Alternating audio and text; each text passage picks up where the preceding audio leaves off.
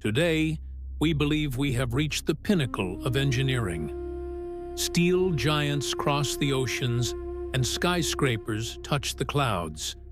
But thousands of years ago, without steam power or electricity, our ancestors were building monsters that pushed the boundaries of the impossible. They were not merely vehicles.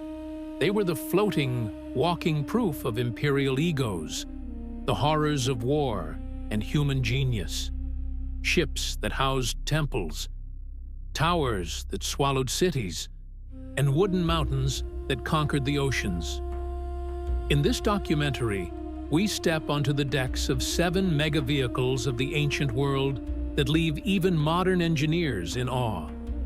From the brilliance of Archimedes to the madness of Caligula. These are the giants that history forgot. Roman Emperor Caligula. He was infamous for his madness.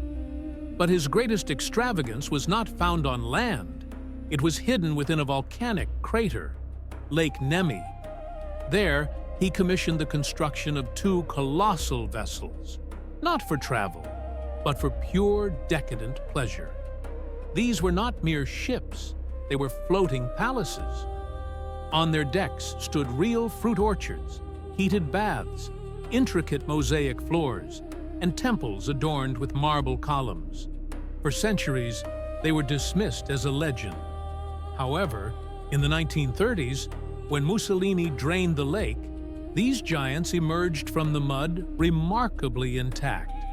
Their engineering was so advanced that they featured ball-bearing systems, a technology remarkably similar to that used in modern machinery. Tragically, these ancient Titanics were reduced to ash during a suspicious fire in World War II. Today, nothing remains but a few bronze sculptures and scattered ashes. The ghost of a luxury that once defied its time and the limits of engineering. Archimedes was more than just a mathematician. He was a master naval engineer. The Syracusia, which he designed for his king, was the largest cargo ship known to antiquity. It was so colossal that it could not dock at any standard port of its time.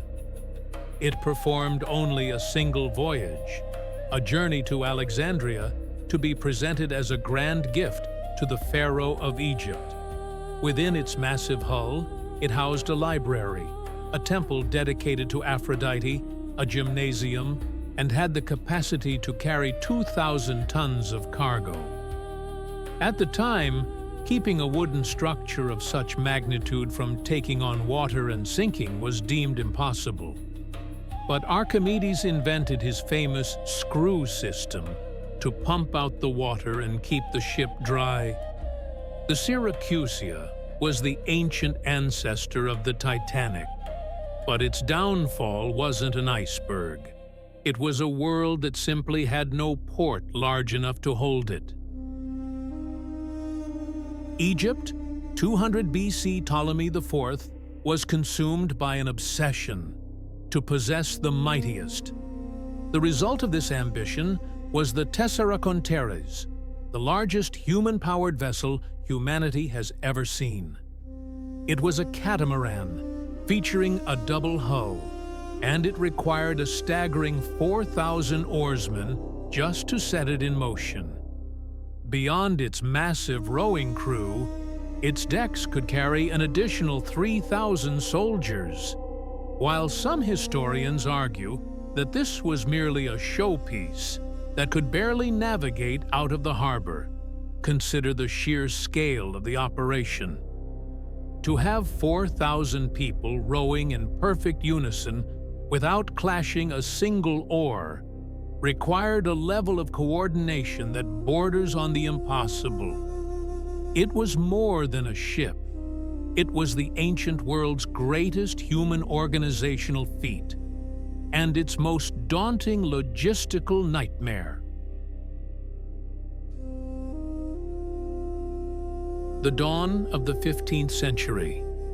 Long before Christopher Columbus was even born, Chinese Admiral Zheng commanded the world's oceans. The treasure ships, Byaochuan, in his fleet, were floating fortresses, stretching over 120 meters in length.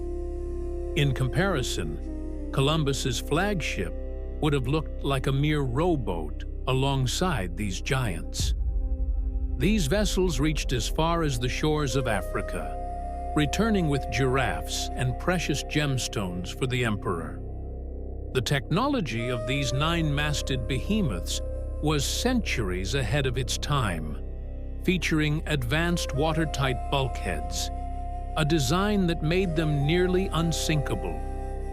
However, the Chinese emperor made a sudden and fateful decision to isolate the empire from the outside world. This magnificent fleet was left to rot in the harbors, and its blueprints were systematically burned. In a tragic turn of history, the world's greatest naval power effectively committed self-inflicted suicide. 16th century Korea. Against the overwhelming tide of the Japanese invasion, Admiral Yi Sun-sin revealed his secret weapon, the Geobukseon, or the Turtle Ship. This was history's first armored warship. Its deck was entirely enclosed and covered with iron spikes to prevent enemy boarding parties from gaining a foothold. At the bow, the dragon's head was more than just a decoration. It spewed toxic sulfur smoke, blinding the enemy and striking psychological terror into their hearts.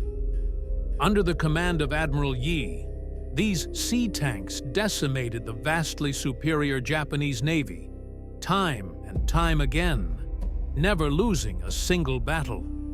They were the impenetrable shield of the Korean peninsula. However, the end of these invincible vessels came not from the enemy's strength, but from the failures of their own side.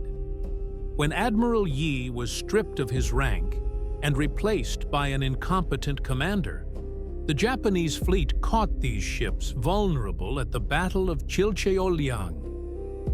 Immobilized and defenseless, the turtle ships were set ablaze and sent to the bottom of the ocean. When the legendary Admiral Yi was finally reinstated, he found himself with none of these ships left. Yet, while the wood and iron were gone, their legend remains unsinkable to this day. The Leontophoros, or the Lion Bearer. Commissioned for Lysimachus, one of Alexander the Great's successor generals, this was a true super warship, a vessel of terrifying speed and dominance. Stretching 110 meters in length, it required a crew of 1,600 oarsmen to propel it and carried an elite force of 1,200 soldiers on its decks. Approaching this Leviathan was a death sentence for any enemy vessel. Thanks to its immense height, soldiers could rain down a relentless storm of arrows from above, making boarding attempts impossible.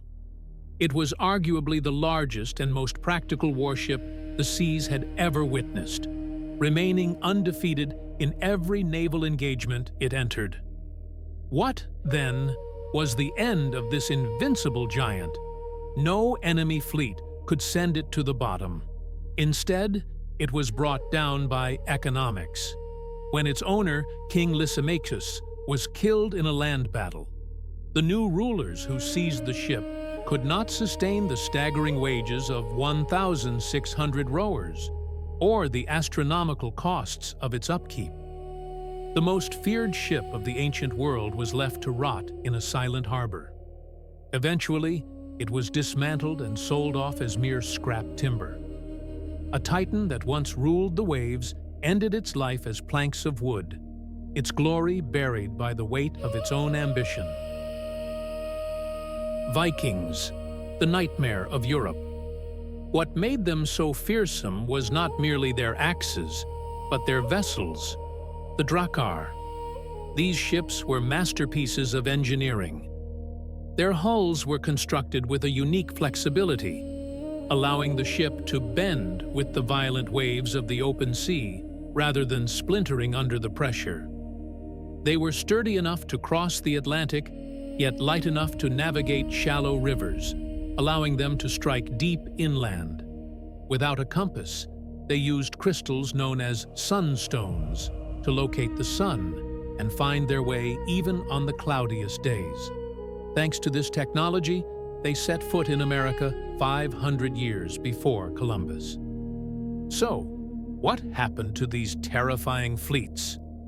It wasn't war that ended them, but the spirit of the times.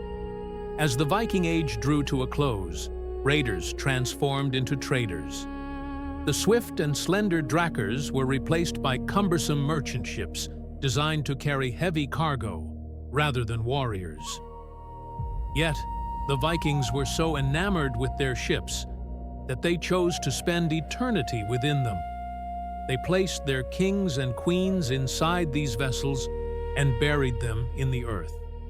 The magnificent ships we see in museums today survived only because they were hidden underground for 1,000 years as royal coffins, a final tribute to a technology that once conquered the known world. The Nemi ships were lost to fire. The turtle ships were claimed by the depths. The Leontophoros was reduced to mere timber. The sea eventually swallowed most of these wooden titans that dared to challenge its might.